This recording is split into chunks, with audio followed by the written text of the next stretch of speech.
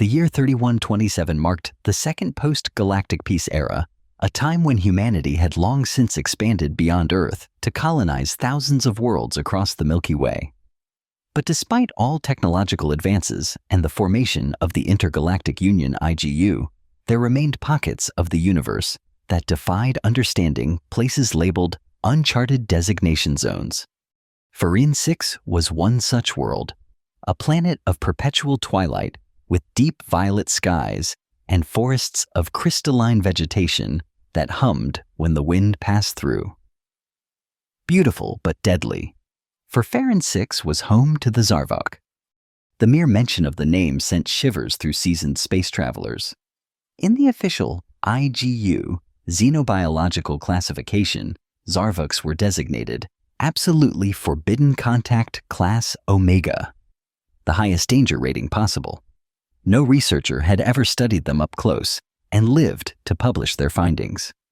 They were the ghost predators of Farin 6, the apex of all apexes, and Dr. Lyra Mavel was about to meet one. Lyra didn't look the part of a rebel scientist. With her compact frame, practical ponytail of chestnut hair streaked with premature gray, and eyes that crinkled when she laughed, she might have been mistaken for someone's favorite aunt. Yet behind those warm brown eyes burned the determination that had made her simultaneously respected and outcast in the xenobiological community. Morning status report, complete station integrity at 94%. Would you like me to continue recalibrating the perimeter sensors, Dr. Mavel? The artificial intelligence of research station F6-12 spoke with a slight sardonic tone, a customization Lyra had implemented to keep herself company during the long, isolated days.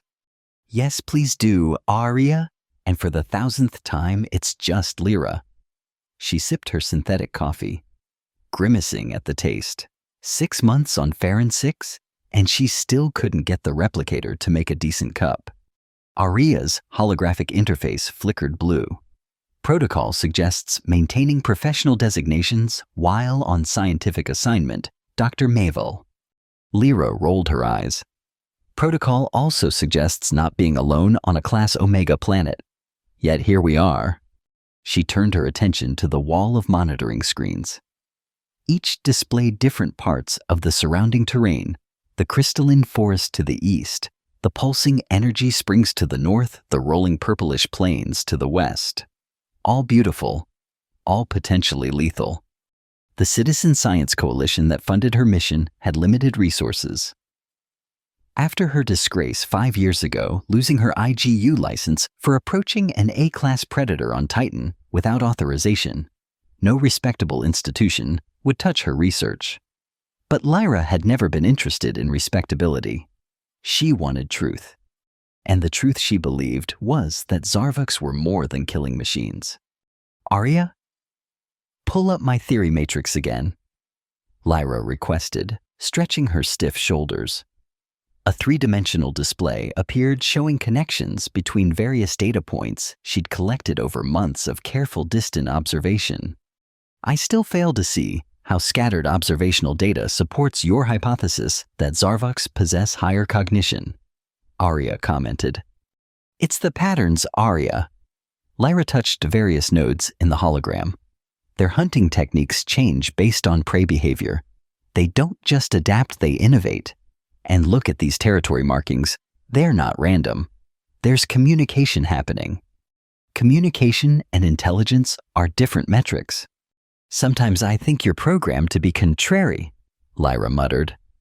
I'm heading out to check the energy springs. New readings indicate unusual activity. Weather conditions are suboptimal, and Zarvok activity historically increases during ionospheric disturbances, Aria warned. Noted. Lyra packed her field kit. Keep the kettle on. The landscape of Farin 6 never ceased to amaze her. As she hiked toward the energy springs, naturally occurring geothermal vents that produced the planet's unique electromagnetic signature, she marveled at the alien beauty surrounding her. Crystal formations grew like trees, absorbing the dim light of the distant sun and refracting it in patterns that seemed almost deliberate. The ground beneath her feet was firm but somehow responsive, as if the entire planet were one vast organism. 2 hours into her expedition, Lyra's monitoring equipment began registering unusual energy fluctuations. She followed the readings to a small clearing where several energy springs bubbled with luminescent blue liquid. That's when she saw it. Blood. Dark iridescent blood that shifted colors like oil on water. It formed a trail leading into a dense thicket of crystal structures. Every instinct told her to turn back immediately. The blood could only belong to one species. But something else pushed her forward, the same curiosity that had driven her entire career. She followed the blood trail cautiously, sensor equipment extended before her. The readings were confusing energy signatures, both organic and inorganic, pulsing in rhythms that matched no known life form in her database. Then she saw it huddled beneath a vaulting arch of crystal. A juvenile Zarvok. Descriptions and blurry footage hadn't prepared her for the reality. It was roughly the size of a large earth tiger, but the similarities ended there. Its body was serpentine yet powerful, covered in scales that continuously shifted colors, currently a weak, pulsing red. 6 limbs, the front 4, ending in what could only be described as hands, though, tipped with claws that could likely shred through titanium. Its head was elongated with sensory appendages that twitched even in its obviously weakened state. And most unsettling, it had no visible eyes yet. Lyra felt seen. The creature was injured. A deep gash ran along its side, still seeping the color-shifting blood. "Oh my," Lyra whispered, forgetting every protocol, every warning. In that moment, she saw only a wounded being in pain. The juvenile Zarvok's scales flashed a threatening pattern of blacks and yellows, but the display was weak. It attempted to rise to face the potential threat, but collapsed back down with a sound that pierced Lyra's heart, a keening vibration that she felt more than heard. Without thinking about the consequences, Lyra reached into her pack and pulled out a nutrient bar. She broke off a small piece, then slowly placed it on a rock between them before backing away several meters. The Zarvok remained still, its scales now pulsing between shades of deep purple and black. Then, with startling speed, despite its injury, it snapped forward. The food disappeared. The creature made a chirping sound, scales briefly flashing bright blue before it turned and, dragging its wounded body, vanished into the crystal forest. Lyra stood frozen, heart hammering in her chest. She had just encountered the most feared predator in the galaxy and fed it a snack. "Arya is going to kill me," she muttered to herself, then laughed at the irony. She turned back toward the station, mind racing with questions and possibilities. That night, alarms woke Lyra from a fitful sleep. "Perimeter breach Sector 7. Area announced, voice stripped of its usual sarcasm.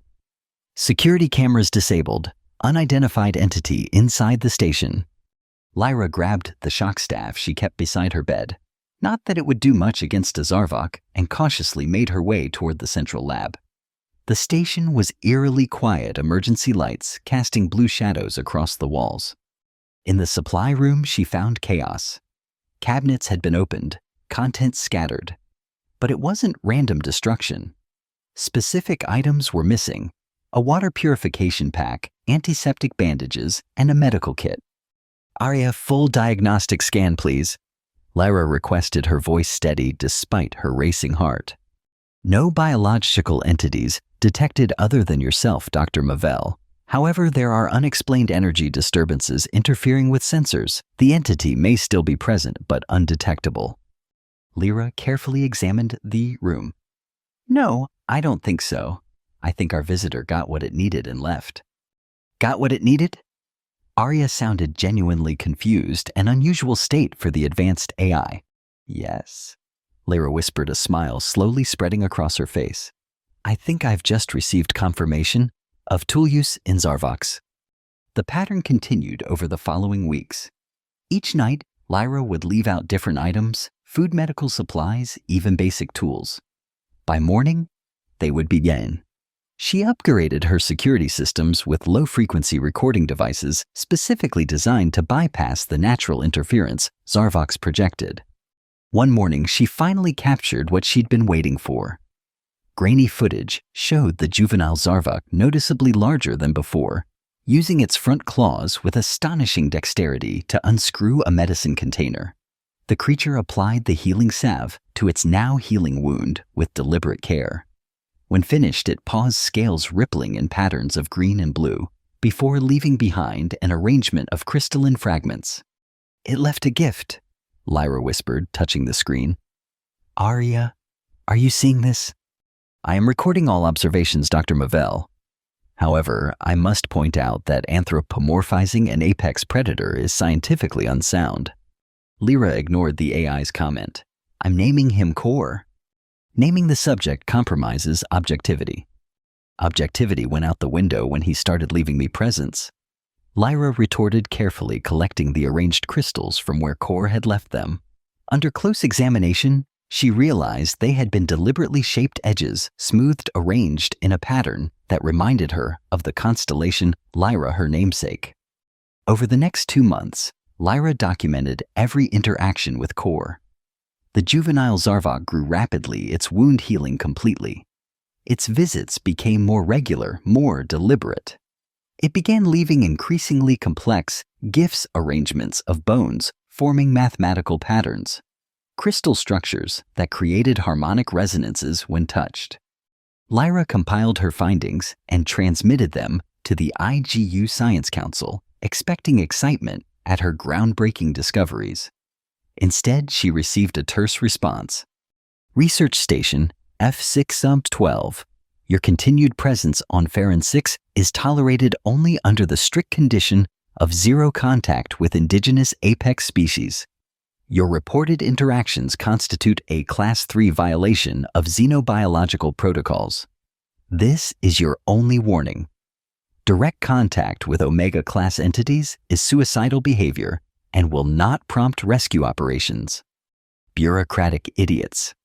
Lyra muttered, deleting the message. "Arya, let's expand our observation perimeter. I want to understand Core's range and territory. May I point out that expanding operations increases risk exponentially?" "You may, and you just did. Now help me recalibrate the mobile sensors." Lyra was so focused on her research that she failed to notice another research vessel entering Farron 6's atmosphere. It was only when Arya reported communications interference that she realized something was wrong. Signal jamming technology detected. Arya announced one morning, "Our transmissions are being intercepted." Lyra frowned. IGU enforcement doesn't usually move that quickly. "Are you sure it's not natural interference?" "Negative. Pattern indicates deliberate jamming frequencies. I detect a landing craft approximately 12 kilometers west." A cold feeling settled in Lyra's stomach. "Show me the vessel specifications." The holographic display revealed a ship model she recognized immediately, unmarked, modified for stealth, with illegal weapon systems poorly concealed beneath its hull. Biopoachers. They must have intercepted my reports to the IGU. Lyra realized with horror. "They're here for Core." As if confirming her fears, explosions rocked the research station. Lyra was thrown to the floor as sections of the ceiling collapsed around her. Multiple impact detonations detected. Area reported voice static filled. Station integrity compromised. Emergency protocols initiating. Lyra scrambled to her feet as armed figures in tactical gear burst through the damaged walls. Their helmets concealed their faces, but the symbol on their armor was unmistakable, the twisted double helix of the Chimera Syndicate, notorious biopoachers who sold exotic species to the highest bidders. "Dr. Lyra Mavel," the leader called out, voice mechanically altered. "We've heard you've made a fascinating friend. Where is the Zarvok specimen?" "I don't know what you're talking about," Lyra said frantically, trying to reach the emergency beacon. "This is an IGU-sanctioned research station. Attacking it is a federal crime." The leader laughed. "We both know the IGU has already warned you off. No one's coming to help." He gestured to his team. "Tear this place apart. Find any data on the creature's patterns and secure her alive. She might be useful as bait." Two poachers grabbed Lyra, binding her hands with electromagnetic cuffs. She struggled futilely as they dragged her outside the damaged station. The leader was examining a portable scanner, sweeping it across the crystal forest. "Fascinating readings," he muttered. "If we can capture a living Zarvok, the biological applications alone would be worth billions. Their adaptive camouflage, their electromagnetic interference capabilities, imagine the military applications." "You don't understand what you're dealing with," Lyra warned. "Zarvoks aren't just animals, they're intelligent. Intelligence just increases their value," the leader replied coldly. "Perhaps we can train it. Rare is the apex predator that can't be broken with sufficient persuasion." A low, vibrating hum began to emanate from the forest, so deep it made the ground tremble. The crystals around them began to resonate, creating an eerie melody that raised the hair on Lyra's arms. The poachers raised their weapons nervously. "What is that?" one of them whispered. Lyra smiled despite her fear. "That would be Core." The forest seemed to blur, colors shifting and blending. Then, with breathtaking speed, something massive erupted from between the crystal structures. Core had grown, now standing over 3 meters tall, his serpentine body rippling with muscle. His scales flashed patterns of crimson and obsidian as he surveyed the scene before him. The poachers opened fire, immediately energy weapons discharging with blinding flashes. But Core moved like liquid, his body seemingly flowing around the energy blasts. His scales absorbed some shots, reflecting others back toward their source. "Containment nets," the leader shouted. "Switch to sonic disruptors." But Core was already among them. What happened next defied explanation. Instead of tearing the poachers apart, as all records suggested a Zarvok would, Core emitted focused, sonic pulses, precisely calibrated attacks that incapacitated without killing. Poachers collapsed, clutching their heads, weapons falling useless to the ground. The leader turned to run, but Core intercepted him with impossible speed. The massive creature towered over the poacher scales, shifting through patterns Lyra had never seen before, complex sequences of blue, green, and white. Core was communicating. The leader fell to his knees, weapon dropping from nerveless fingers. Core turned away from him, dismissing him as a threat, and moved toward Lyra. His movements were deliberate, careful as he approached her bound form. Lyra should have been terrified. Instead, she felt an overwhelming sense of recognition. "Hello, Core," she said softly. The Zarvok lowered his head until it was level with hers. No eyes met hers, but sensory appendages gently moved across her face as if checking for injuries. Then, with astonishing precision, one clawed hand reached for her restraints. The electromagnetic cuffs sparked once, then fell away. Core's scales rippled in a pattern Lyra now recognized as concern. "I'm okay," she assured him, slowly raising her hand. Core allowed her to touch his scaled head, the surface warm and vibrating slightly beneath her fingers. The moment was interrupted by the whine of approaching engines. IGU enforcement vessels streaked across the sky, no doubt responding to the unauthorized weapons discharge on a restricted planet. "We're about to have company," Lyra told Core. "And they won't understand. They'll try to kill you." Core's scales shifted to a thoughtful purple pattern. Then, to Lyra's amazement, he lowered himself to the ground in a clear invitation. "You want me to ride you?" Lyra asked incredulously. Core made a chirping sound she had come to recognize as affirmation. Taking a leap of faith that defied every xenobiological safety protocol, Lyra climbed onto Core's back.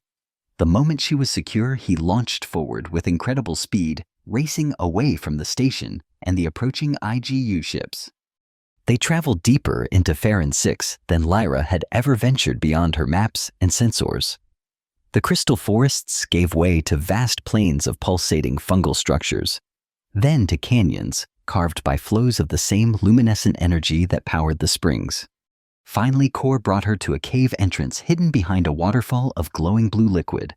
Inside, Lyra discovered something that upended everything known about Zarvoks. A community. Dozens of Zarvoks of various sizes moved through a vast crystalline underground structure. Some carried materials. Others worked with tools crafted from the planet's natural resources. Juveniles played in group scales, flashing in synchronized patterns that Lyra now recognized as a form of communication. "It's a social structure," she whispered in awe. "You're not solitary apex predators at all." Kor led her through the settlement. Other Zarvoks regarded her with what she interpreted as curiosity rather than hostility. Many approached to examine her, their sensory appendages delicately touching her clothes, her hair, her hands. In the center of the cave system, Lyra found evidence of something even more remarkable: art. Crystalline structures arranged in patterns too deliberate to be natural, vibrating with harmonies when touched.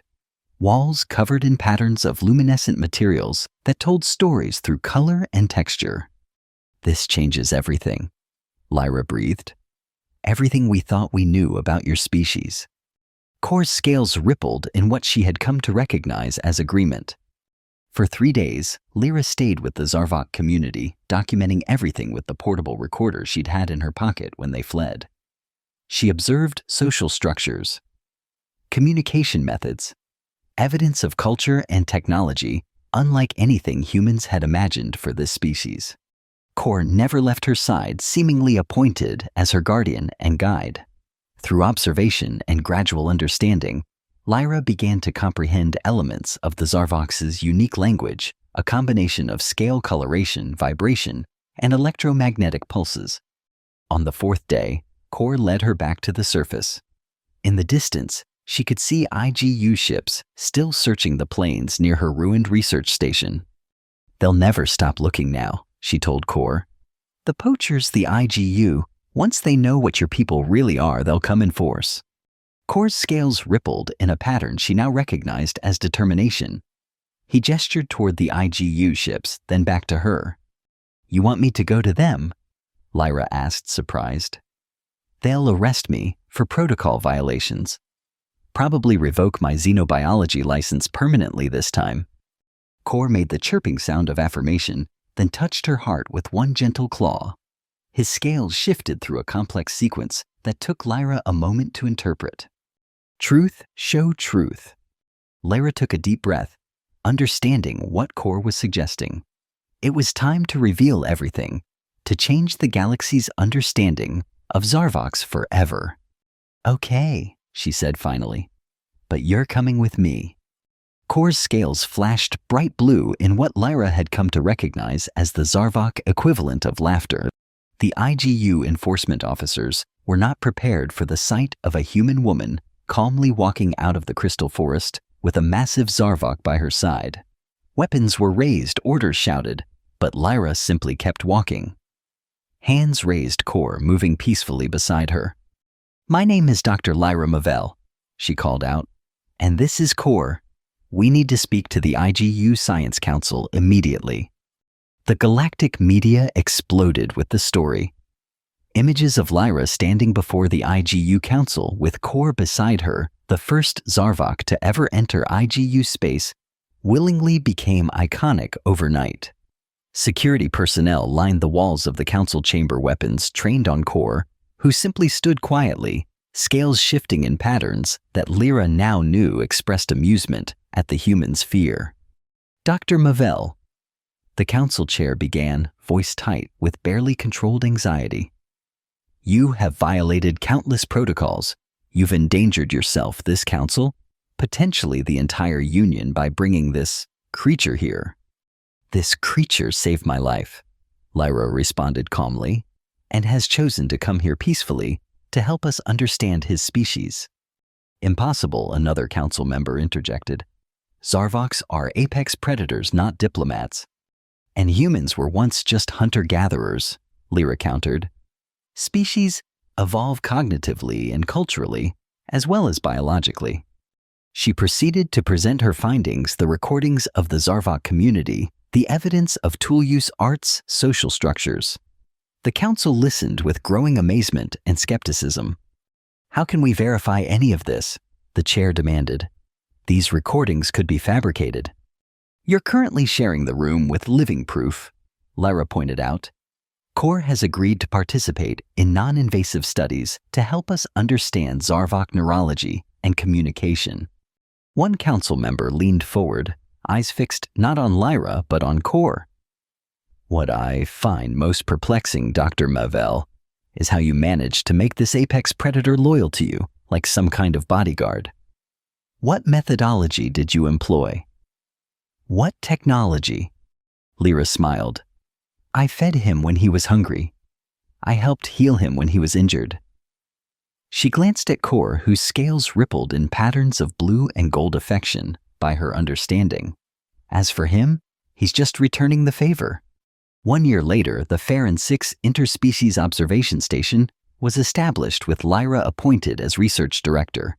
The facility was jointly operated by the IGU and a newly recognized entity, the Zarvok Collective, represented by Core, who now wore a specialized translator device that converted his scale patterns and vibrations into speech-synthesized human languages. The translator was imperfect, often producing poetic, somewhat abstract translations, but it revolutionized interspecies communication. More importantly, it proved beyond doubt the intelligence and sentience of the Zarvoks. Farron 6's status was changed from absolutely forbidden to protected indigenous civilization, with strict regulations on who could visit and under what circumstances. The poachers who had attacked Lyra's original station were prosecuted for crimes against a sentient species, the first such case in IGU history.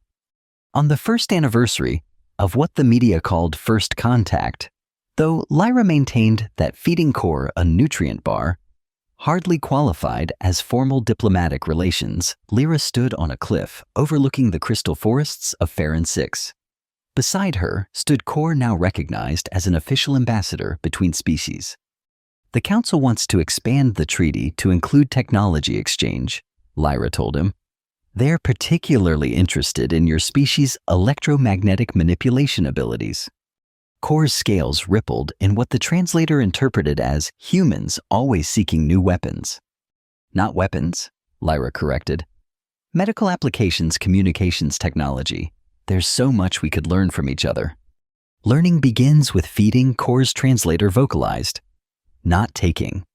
Lyra smiled, remembering the first piece of nutrient bar she'd offered the injured juvenile Zarvok. Such a small act, with such profound consequences. The translator hummed as Core's scales shifted through a complex pattern. Sister, clan, safe. Lyra's heart warmed at the words. In Zarvok culture, being considered clan meant more than friendship or alliance.